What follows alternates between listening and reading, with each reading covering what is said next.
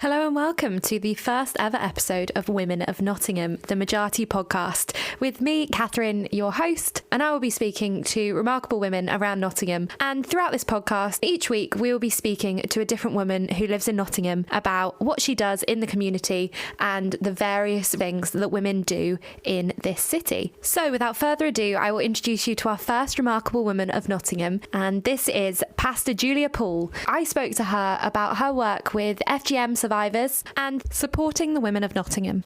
I would also like to add a trigger warning before we start. We do speak about some quite sensitive and traumatic topics, so please do be aware as you listen on.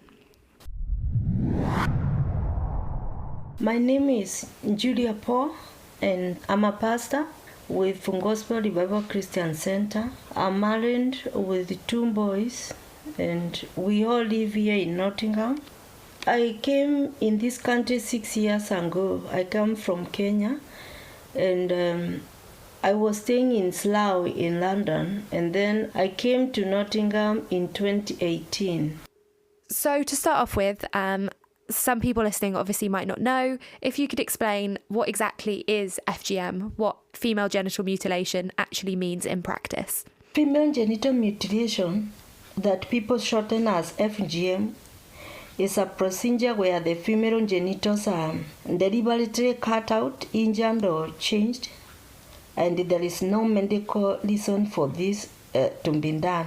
And in some places they call it female circumcision or cutting. And they have different way of calling it in different countries or different communities. And where I come from, we call it kutailiwa kwa wanawake. I know it's very painful, it's something stressful, it's something very traumatizing to women and to young girls. And I suppose you've said, obviously, how traumatic and brutal it is. The question I suppose I think a lot of people have is, why do people still do it? Why are women being put through this? What is the reasoning behind it? Well, it depends within different communities. It's something which is practiced back home where I come from. The reason as to why in my community why they do female genital mutilation, mostly they say it is to tame a woman, to make her not do immorality. They think when they cut the clitoris of a woman, it will stop her from having sexual desires to a man, and that will make her wait until she is married. Because in our community, if you have sexual intercourse before marriage, it is a sin, and it's also termed as a shame to the family and to the rest of the community, because virginity is something that used to be valued a lot there. And when you are virgin and you're married and your husband find you a virgin, there was a certain price that was meant to be sent to your family. So mostly they used to do that in our community to prevent that. And do you think those perceptions around virginity and a woman's role in society have changed? Have you noticed a change, perhaps either generally or specifically in Kenya? People have started to know these things are not true, these are man-made things. So a lot of people right now, they have the knowledge, they know that it is not as we used to be told. So in those urban areas where these campaigns have been done and people have gone back to school, but in the villages, there are still people who have no this type of knowledge, so it's still being practiced down there. Because this whatever knowledge that we have, the sufferings, the complications that women undergo has not reached to them, and they still uphold that. So I can say it's still there in most rural areas where I feel we need to go and reach out there, but how to go about it, it's the issue because it calls for money and all that. So in the towns, it's known that it's not necessary as in the past, but in the rural areas, it is still there. With FGM being carried out still in those rural areas, could we talk a little bit about what that means for girls long term? So you've obviously explained what FGM is, but could you elaborate on the complications, what having this done to a girl at a young age, either as a child or as a teenager, what that means for them going into their lives? To be honest, it's something, female genital mutilation it's very traumatizing because every time, like right now, when I'm speaking to you, it's something that I still can hear. Whenever I talk about female genital mutilation, I still can hear the screams of young girls out there in the village, and it's somehow that scream, it lives with you forever, and it's very traumatizing to know. You feel like an entire village came upon you just to take it out. And then clitoris, when you study, you realize it's a very important organ in a woman's body, because when it is stopped, then it means this woman will not be able to enjoy her sexuality again. And because it is a permanent wound, it means you will live with that permanent pain, because in different communities it's done differently. So there are some that they cut and they stitch you again, and you live with those stitches until when you reach the point of getting married. They bring you back, they unstitches so that your husband can be able to penetrate. And after that, so it's something that you constantly live in pain.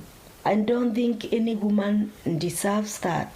And then other women, they have not been able to give birth the normal way, because like when they go now to push the baby out of their belly, then all these scars again, you realize this woman, she and the scars now for the tears from the child and the scars from the cutting. So, and that's why you can hear rumors out there, people trying to make it to be medicalized. Even if it's medicalized, even if it's done by a doctor or by whoever they think can be able to do it, there is no safe way of taking out somebody's organ just because you can reduce pain and all that. Because whether you undergo female genital mutilation without pain or not, the fact remains the aftermath, the problems will still be there, whether it was done in the village or whether it was done in medical center. So there is no difference with that. It's something that really, I just don't like it. It's very painful, Catherine. It's something that you cannot have proper words to describe what a woman has undergone after female genital mutilation. It's a heavy thing that no one can explain. Thank you for sharing that, because I know it is a very difficult subject to talk about. And I think while it might be a difficult listen, and obviously I put a trigger warning at the top of this episode, I think it's a really important thing for people to hear, particularly if they haven't heard it before. And something that we actually discussed before recording, that I hope you won't mind going into, about coronavirus and how obviously now everything's online. We're recording this online. I'm speaking to you through a laptop, not in person. How does that affect looking after women in the community that might be at risk of FGM or might need support in that sense? How does that change?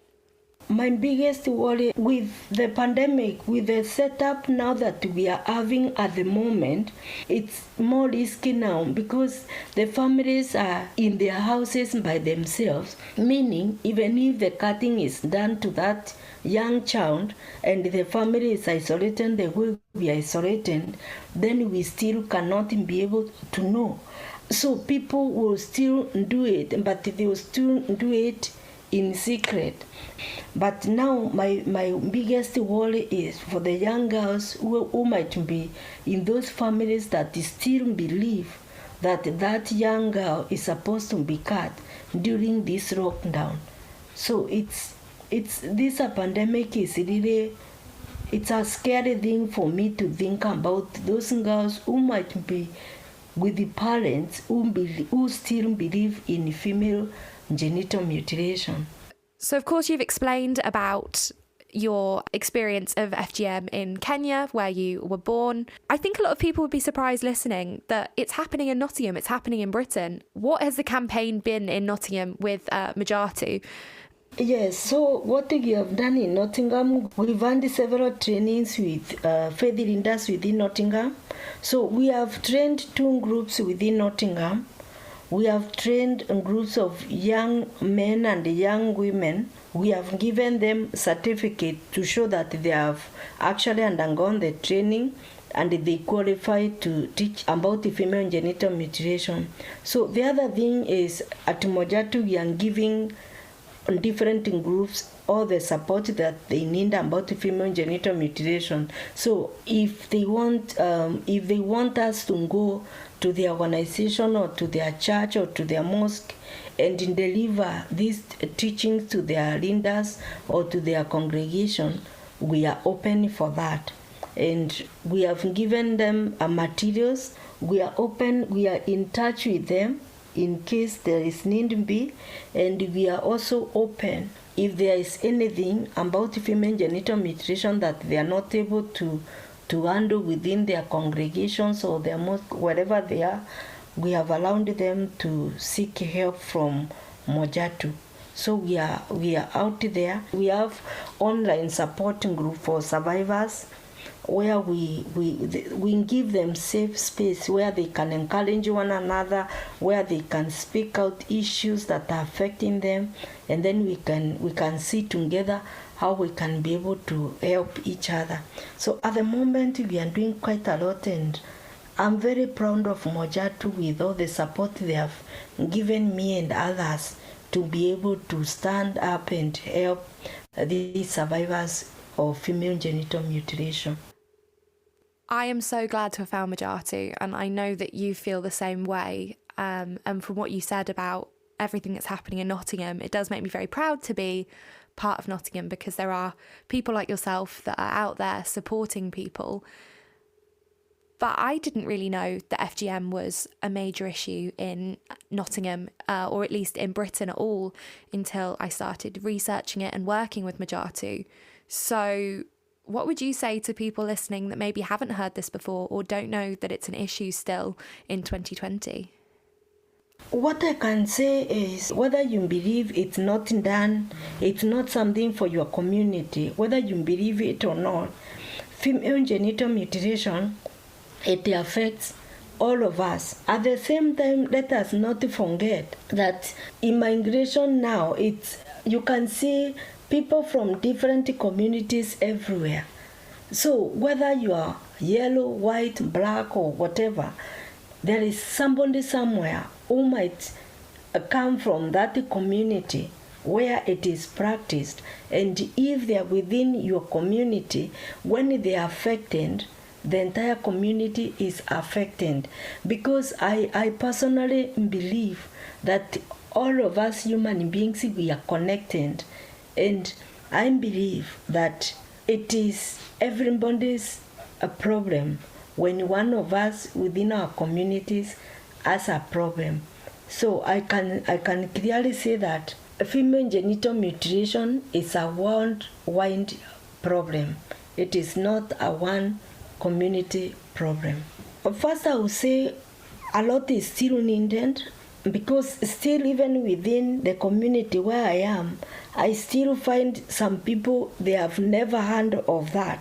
We still need to do more, because one person cannot reach as many as we need. So we can be able to involve even men and more people within the community, men, women, girls, boys. If we can involve, even if there is a way we can even be able to bring it to our schools.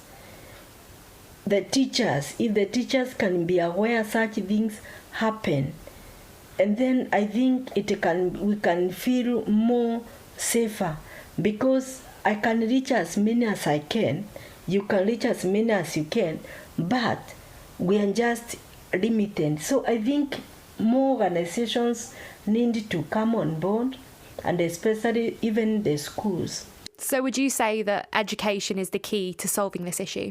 I strongly feel yes. I can say yes, it's through education. Through education, we educate. Let our teachers be aware of that. Let our nurses, our doctors, let everybody be aware of what is female genital mutilation, what it entails, what are the repercussions of that. Education is the way, because knowledge is power. I believe with more education, people can be saved from. Girls can be saved from female genital mutilation.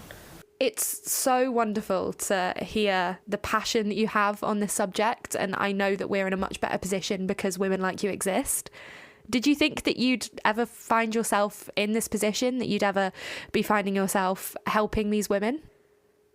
My father, he has always encouraged me, telling me that a good name is to be honored more than silver and gold. So he kept on pushing us into doing more things that can change lives more than acquiring properties and all that. He was a believer of change one person, and that one person may change another one, and that so is. I could not. All I know is deep inside me, I've always desired to change, to see people change. And even the law that I am in the church where I am today, I'm a pastor there in Gospel Revival Christian Center, but I'm a cultural moderator. So what I'm doing is I'm bringing this church now back to the community, so that we can be able, as a church now, to be able to challenge some of these practices which are not healthy for the community, so that we can be able to challenge them as a church or as a body of Christ.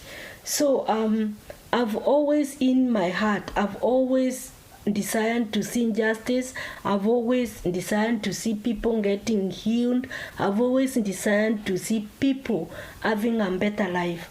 So I never thought I would be in UK. I never even thought I could come out of Kenya. And even when I got this job as a pastor in this country, I never thought the law that I'm doing today, I'll be doing it.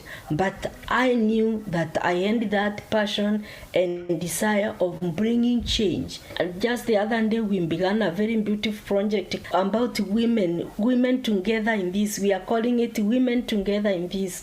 And this project is for women. We opened our church hall. We opened it as a drop-in center for women who are experiencing domestic abuse. They can be able to, and they have no access to technology. So what we've done, we bought some laptops and computers and mobile phones, and we have opened that center so that any woman who is experiencing these abuses, even if it's female genital mutilation, whatever kind of domestic abuse they are having, and they have no access to internet, they don't know who to call, we have opened that whole specifically for that.